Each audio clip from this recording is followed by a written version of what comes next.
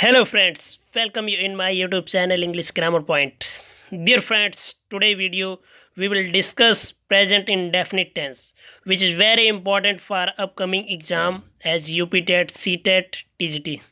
So here we will discuss a master key which is most useful for the identity of present indefinite tense in English. So dear friends, let us start with basic rules in next slide. Friends, सबसे पहले जैसा कि इसकी description दी गई है, present indefinite tense. Present मतलब होता है वर्तमान, इंडेफिनिट अनिश्चित, और टेंस मतलब काल। मतलब ऐसे सेंटेंसों को, ऐसे वाक्यों को इसमें रखा जाता है जो हमारे वर्तमान की बातें तो करते हैं, लेकिन वे एक सर्टन टाइम नहीं बताते हैं कि वो कार्य कब हो रहा है या कब होगा, इसके बारे में बातें करते हैं। तो जैसा कि इसमें पहले दिया गया है फ्रेंड्स, आइडेंटिटी, इसकी पहचान क्या होती है, तो बेसिक रूल्स हैं।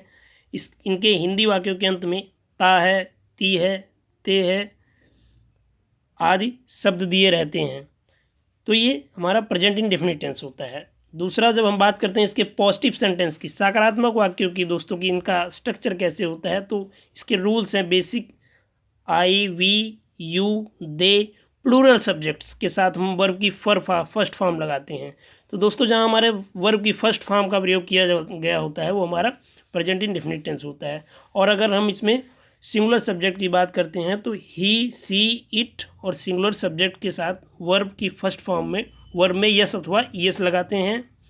जैसा कि एक एग्जांपल दोस्तों दिया गया है, वी गो टू स्कूल, हम स्कूल जाते हैं। तो यहाँ हमारा वी बहुवचन सब्जेक्ट है दोस्तों, प्लूरल नंबर है, तो इसके साथ हमने जो है गो फर्स्ट फॉर्म का प्रयोग किया है। तो ये इसके बारे में बात करता है। दूसरा जो इसमें हमारा दोस्तों एग्जाम्पल दिया गया है, ही गोज़ टू स्कूल, वह स्कूल जाता है। तो ही हमारा दोस्तों यहाँ पे सिंगुलर सब्जेक्ट है, और जैसा कि मैंने इसमें रूल में भी ऊपर बताया है कि हमारा ही, सी, इट के सब्जेक्ट के साथ वर्ब की फर्स्ट फॉर्म में यस अथवा ईएस का प्रयोग किया जाता है, जैसा कि यहाँ गो के साथ ईएस का प्रयोग किया गया है। तो ये भी हमारा प्रेजेंट इंडेफिनिट टेंस को इंडिकेट करता है, और प्रेजेंट इंडेफिनिट टेंस के पॉजिटिव सेंटेंस या अफर्मेटिव सेंटेंस को इंडिकेट करता है।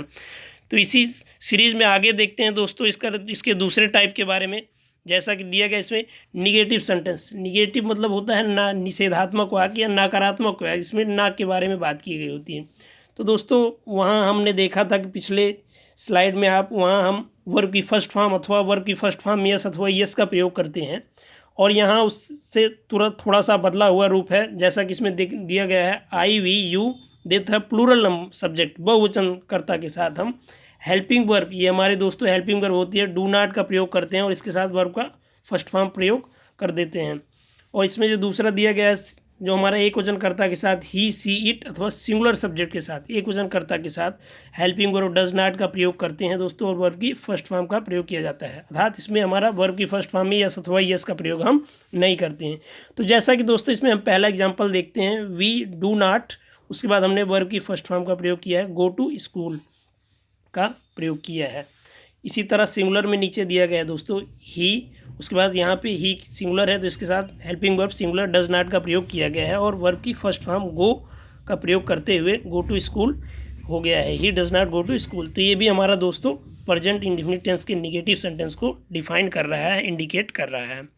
आगे दोस्तों इसके बाद हमारा आता है इंट्रोगेटिव सेंटेंस। जैसा कि इसमें दिया गया है, इंट्रोगेटिव सेंटेंस हमारे वे होते हैं जो प्रश्नवाचक वाक्य होते हैं, जो जिनसे किसी प्रश्न के बारे में बात की गई होती है, जो ऐसे क्वेश्चन होते हैं जो बोले जाते हैं जिससे हमको लगता है कोई हमसे कोई प्रश्न पूछ रहा है।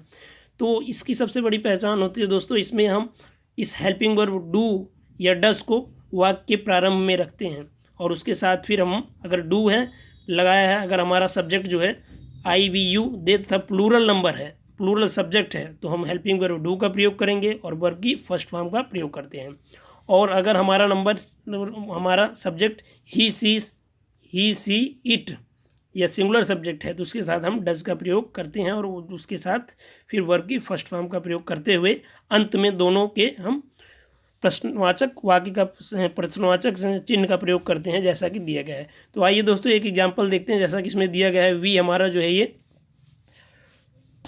प्लूरल सब्जेक्ट है, और इसके साथ हमने हेल्पिंग वर्ब डू का प्रयोग करते हुए इसको लास्ट में इसके एक प्रश्नवाचक चिन्ह का प्रयोग किया है। ये हमारा इंट्रोगेटिव सेंटेंस को व्यक्त करता है और ये इंट्रोगेटिव सेंटेंस हमारा प्रेजेंट इंडेफिनिट टेंस के बारे में बताता है। दूसरा दिया गया है दोस्तों हमारा यहाँ does he go to school, इसमें भी दोस्तों हमारा प्रश्नवाचक चिन्ह का प्रयोग किया गया है, तो ये भी हमारा इंट्रोगेटिव सेंटेंस को ही डिफाइन करता है। और interrogative sentence present indefinite tense के ये सिंगुलर सब्जेक्ट की बात कर रहा है, तो इसलिए यहाँ हमने इनमें डस का प्रयोग किया गया है। तो दोस्तों हम अपनी अगली स्लाइड में देखते हैं, जो कि इन सबसे टोटली डिफरेंट है। आपको कुछ चीज़ों को जानने की ज़रूरत है जिनसे आप पहचान लेंगे कि हमारा प्रेजेंट इंडेफिनिट टेंस है। तो बिना देरी किए दोस्तों आइए देखते हैं अगली स्लाइड में इसके। तो दोस्तों इसकी सबसे बड़ी जो मास्टर की दी गई है जिससे हम पहचान लेंगे कि हमारा टेंस जो है प्रेजेंट इंडेफिनिट टेंस में है, तो सबसे पहली जो चीज़ इसमें दी गई है कि जिस सेंटेंस में वर्ब की फर्स्ट फॉर्म दी हो। दोस्तों जो भी हमारा सेंटेंस दिया होता है अगर इसमें वर्ब की फर्स्ट फॉर्म है और कुछ भी नहीं दिया गया है तो हमारा प्रेजेंट इंडेफिनिट टेंस को डिफाइन करता है, प्रेजेंट इंडेफिनिट टेंस होता है। दूसरा दोस्तों अगर हम देखते हैं जिस सेंटेंस में डू नॉट या डज नॉट का प्रयोग किया गया हो, डू नॉट या डज नॉट का प्रयोग किया गया हो वाक्य के बीच में, तो हमारा वो भी प्रेजेंट इंडेफिनिट टेंस के बारे में बात करता है। दोस्तों प्रेजेंट इंडेफिनिट टेंस का निगेटिव सेंटेंस होता है। और इसी के साथ दोस्तों दिया गया अगर हम डू या डस का प्रयोग करके उसके साथ फिर एक क्वेश्चन मार्क लगा होता है अंत में, तो ये भी हमारा प्रेजेंट इंडेफिनिट टेंस के दोस्तों इंट्रोगेटिव सेंटेंस की बातें करता है। तो ये तो हमारे दोस्तों इसकी मास्टर की है कि इनके द्वारा हम पहचान सकते हैं कि हमारा ये प्रेजेंट इंडेफिनिट टेंस है। तीसरा इसमें दिया गया है दोस्तों जिस सेंटेंस में वर्ब की फर्स्ट फॉर्म में यस अथवा यस लगा हो, जिस सेंटेंस में हमारे वर्ब की फर्स्ट फॉर्म में यस अथवा यस लगा हो वो भी हमारा प्रेजेंट इंडेफिनिट टेंस के बारे में बातें करता है। तो जैसा कि दोस्तों हमने पिछली स्लाइड में ही एक एग्जांपल इसका देखा था जो दिया गया था, आइए देखते हैं उसके बारे में। यहाँ दिया गया है दोस्तों यस लगा है, जैसा कि हम देख रहे हैं यहाँ पे यस का प्रयोग किया गया है, गो के साथ यस का प्रयोग किया गया, तो ये भी हमारा दोस्तों उस मास्टर की के रूल के अनुसार ये भी हमारा प्रेजेंट इंडेफिनिट टेंस को डिफाइन कर रहा है, प्रेजेंट इंडेफिनिट टेंस के बारे में बता रहा है। तो दोस्तों ये तो थी आज की हमारी मास्टर की जिसके माध्यम से हम प्रेजेंट इंडेफिनिट टेंस को आसानी से पहचान सकते हैं। तो दोस्तों इसलिए आप एक मेरे वीडियो को लाइक करिए, शेयर करिए, सब्सक्राइब करिए और बेल आइकन को ज़रूर दबाइए।